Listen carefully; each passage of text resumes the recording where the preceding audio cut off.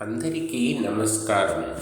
ఆంధ్ర మహాభారతమునందలి ఆశ్రమవాస పర్వంలోని ప్రథమాశ్వాసంలోని కథాంశాన్ని వివరించుకుందాం. వివరిస్తున్నవారు బాలసుబ్రహ్మణ్యం కలవలపల్లి.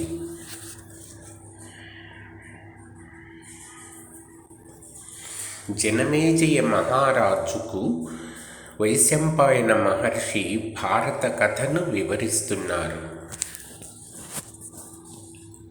కుంతీదేవి ధృతరాష్ట్ర, గాంధారి వారి ఇరువురి వెంట అడవులకు బయలుదేరింది. ఆ తరువాత కథాంశాన్ని వివరించుకుందాం. ఇలా వీలు పడదని భీముడు కుంతీదేవికి అడ్డుపడి, అమ్మా అమ్మా, ఏమిటమ్మా ఇది? నీవు మమ్మల్ని వదిలిపెట్టి వెళ్ళటానికి కారణం ఏమిటమ్మా? నీ ఆదేశం మీదనే మేము యుద్ధం చేసి శత్రువులను చంపి రాజ్యమును చేపట్టాము. సుఖించవలసిన తరుణంలో ఇలా అడవులకు వెళ్ళడం భావ్యమా? చెప్పు తల్లి. అమ్మా, నీవు అరణ్యంలో ఏమి చెయ్యాలని అనుకుంటున్నావో అది ఇక్కడే చెయ్యమ్మా. నీకు ఇష్టం వచ్చినట్లు దాన ధర్మాలు చెయ్యి. అమ్మా, నీకు గుర్తుందా, నకుల సహదేవులు అరణ్యములలో ఎన్ని కష్టాలు పడుతున్నారు అని నీవు కుమిలిపోయావు కదా. తిరిగి రాజ్యము సంపాదించడానికి మమ్మల్ని యుద్ధానికి పురికొల్పావు కదా. మేము యుద్ధం చేసి రాజ్యమును సంపాదించిన తరువాత మమ్మల్ని వదిలి నీవు ఇలా అరణ్యవాసానికి వెళ్ళడం తగునా అని కుంతీదేవిని ఆపడానికి భీముడు ప్రయత్నించాడు.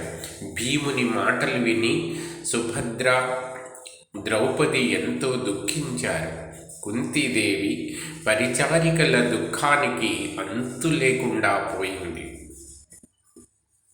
వారందరినీ చూసి కొంచెం కుంతి కఠినంగా మాట్లాడకపోతే వారు వెనుకకు మరలరు అని పరిచారికలతో మాట్లాడినట్లు, నిజమేనమ్మా, నా కుమారులు నా కోడళ్ళు నిండు కొలువులు అనుభవించిన అవమానాలను, వారు అరణ్యంలో అనుభవించిన కష్టాలను చూసి సహించలేక వీరిని యుద్ధానికి పురికొల్పింది నేనే.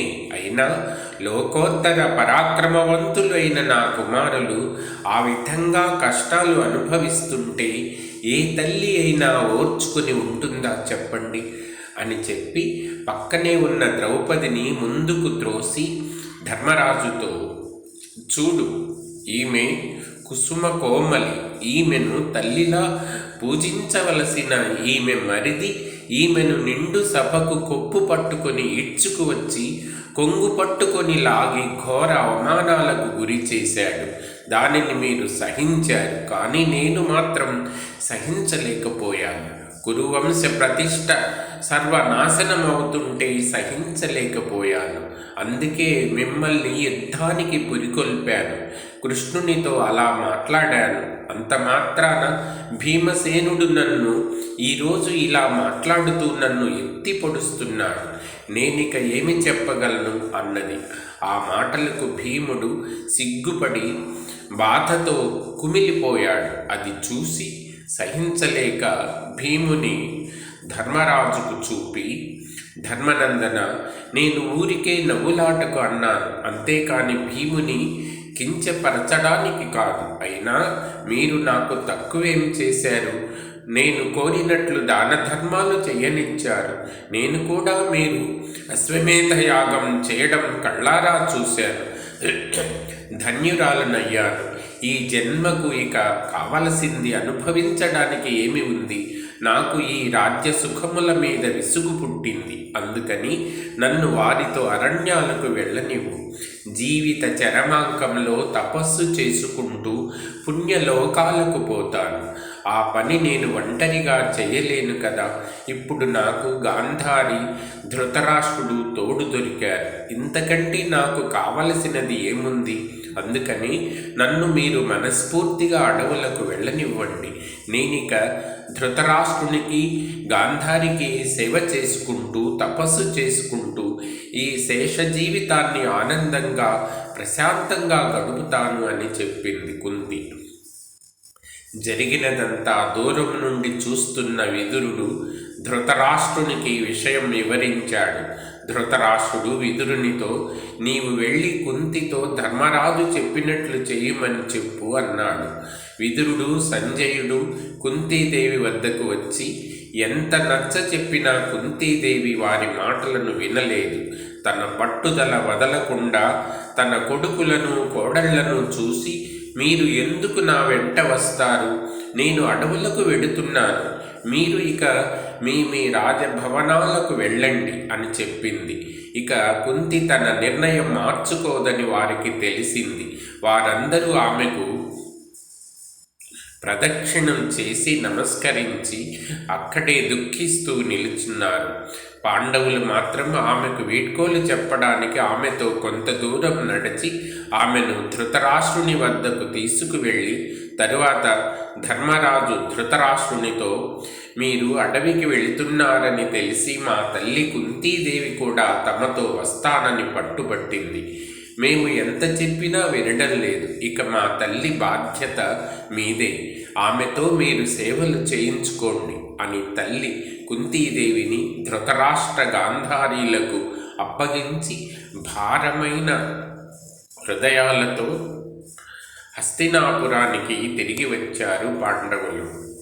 ధృతరాష్ట్రుడు, గాంధారి, కుంతి, విదురుడు, సంజయుడు అందరూ గంగా తీరం చేరుకున్నారు. అక్కడ విడిది చేసి గంగా నదిలో స్నానం ఆచరించి సంధ్యావందనం మొదలైన నిత్య పూజలు చేశారు. అగ్నిహోత్రం వెలిగించి అగ్నిని పూజించి తరువాత భోజనాది కార్యక్రమాలు పూర్తి చేసుకున్నారు. ధృతరాష్ట్రుడు దర్భలతో చేసిన శయ్య మీద కూర్చున్నాడు. గాంధారి, కుంతి, విదురుడు, సంజయుడు కూడా తమతో వచ్చిన ఋత్విక్కులతో కలిసి విశ్రాంతి తీసుకున్నారు. మరునాడు ఉదయం తెల్లవారగానే ప్రాతకాల విధులు నిర్వర్తించారు. గంగా నది దాటి కురుక్షేత్రంలో ప్రవేశించారు. అక్కడ ఉన్న శతాయువు అనే రాజర్షి ధృతరాష్ట్రుడు, గాంధారి మొదలైన వారితో వచ్చాడని తెలిసి వారిని చూడడానికి వచ్చాడు.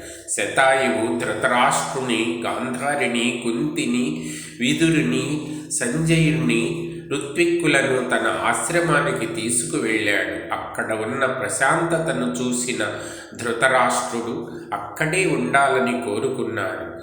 అతని కోరిక మీద అక్కడే పర్ణశాలలు నిర్మించారు. అందరూ వనవాసంలో ఆచరించదగిన పద్ధతులు ఆచరించసాగారు. నారచీరలు కట్టుకొని కందమూలములు తింటూ పర్ణశాలలో నివసించసాగారు. కాలక్రమేణా ధృతరాష్ట్రుడు ఎముకల పోగుగా మారాడు. అతడి తపస్సు రోజురోజుకు తీవ్ర రూపం దాల్చింది అని వైశంపాయనుడు జనమేజయ మహారాజుకు చెప్పాడని సత్రయాగ సందర్భంలో నైమిసారణ్యంలో సూతుడు శౌనకాది మునులకు చెప్పాడు. ఇంతటితో ప్రథమాశ్వాసం పూర్తి అయింది. ధన్యవాదాలు.